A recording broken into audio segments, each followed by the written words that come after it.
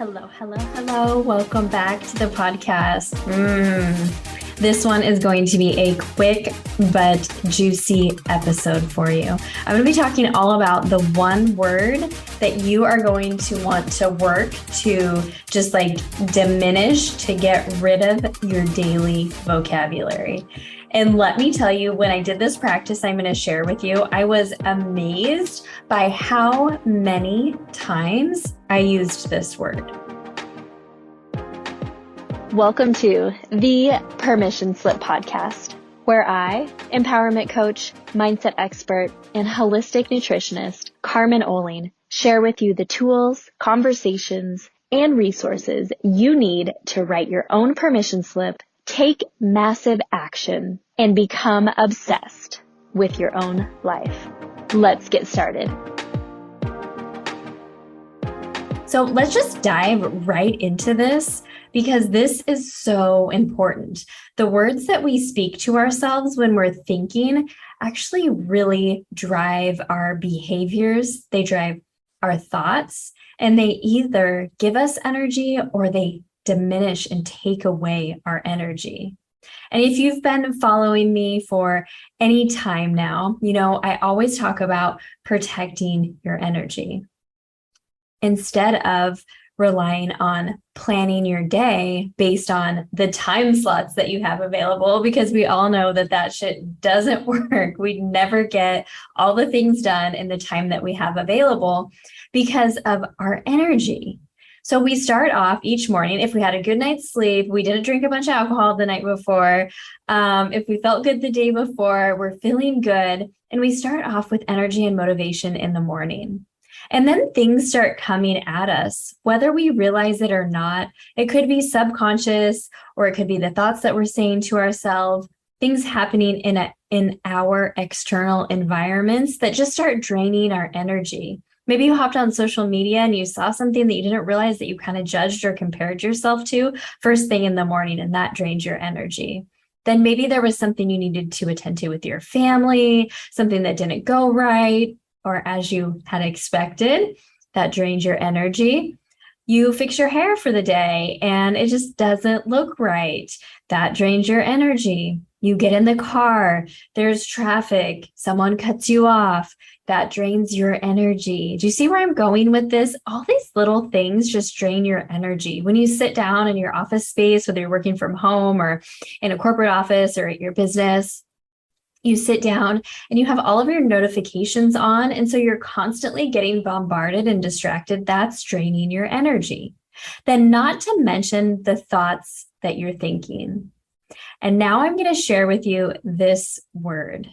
And you've probably heard this before, but because you've heard it before, you haven't actually taken it to heart and thought about what can I do with this in my life to actually grow from this, to become more self-aware. And that's what I want you to do today. Because like I said, I am super self-aware. I have rituals and practices that I do every day to protect my energy. I build my schedule in a way that the energy I have available for the work that I'm doing, whether it be creative, administrative, or coaching, or whatever it is, that I build that schedule in a way that it supports my energy.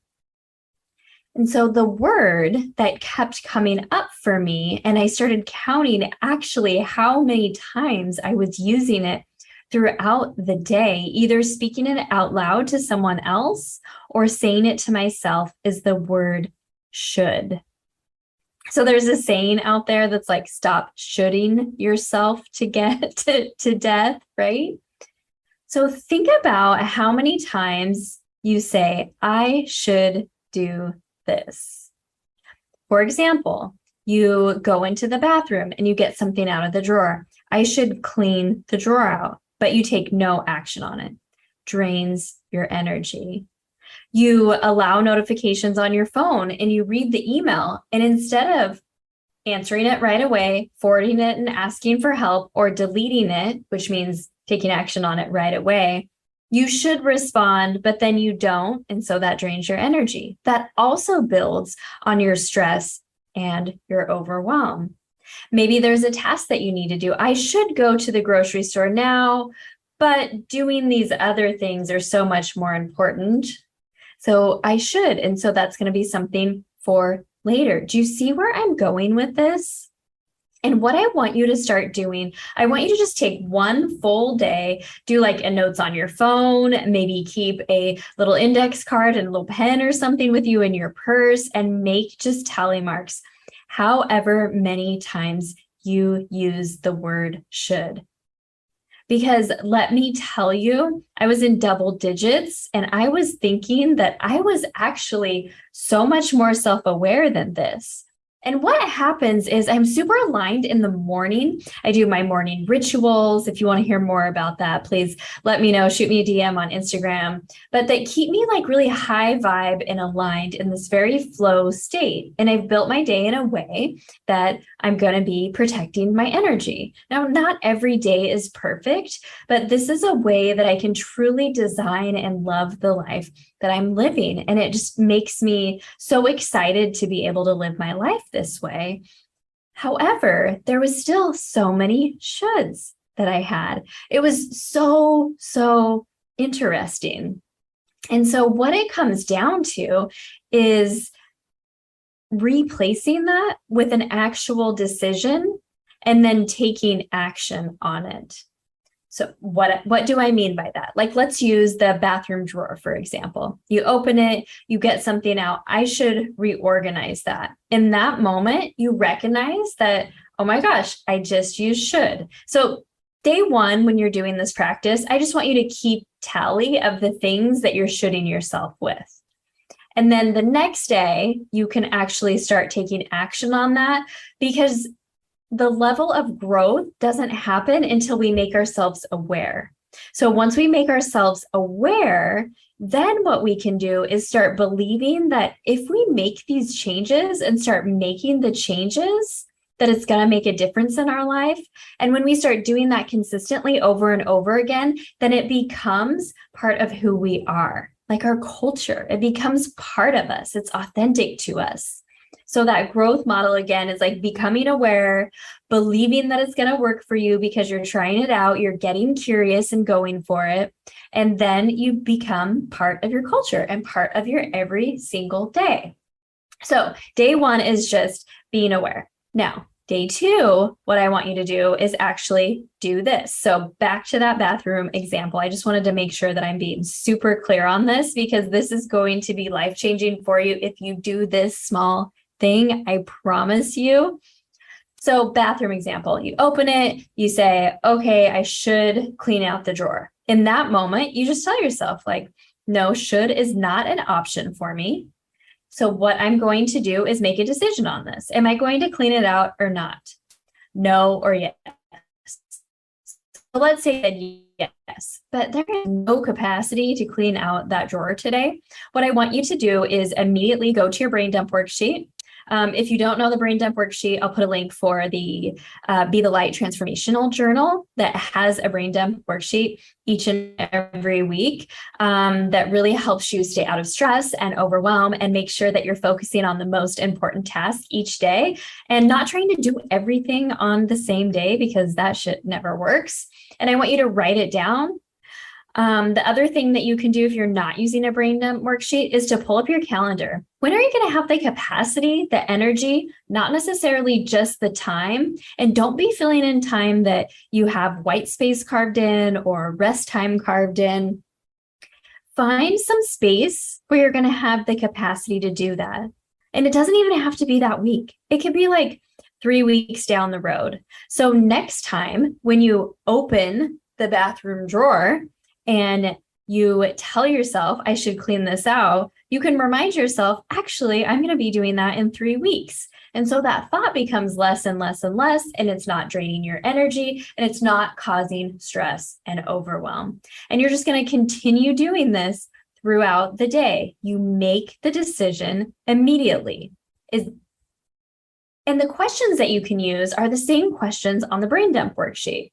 So if you write down something, so if you should yourself and you say, I should buy a new dining table. So that's something that I've been shoulding myself with. And what I've decided is not right now. I actually do want a dining table, but I don't have the capacity to shop for one, to look for one for Joel and I to go. And I'm okay with that. And I'm okay with sitting on the floor on a meditation pillow and eating and not having a dining table. So we're just like moving on from that. And I'll revisit it when I have more space and capacity. This probably like in September. It's when I've earmarked that. But anyway, you write it down on the brain dump worksheet, and then you ask yourself these questions. Does it need to be done?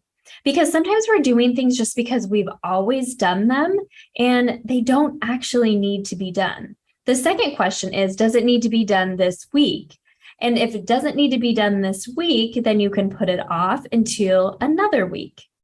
Then the third question is, does it need to be done by me? So maybe some of these things that you're shooting yourself with are tasks and things that you have on your shoulders that you need to really ask for help with.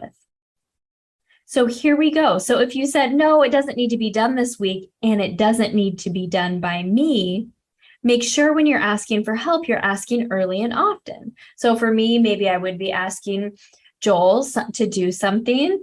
Hey, could you take care of finding 3 dining tables that you really like over the next month? And then we can talk about it in September.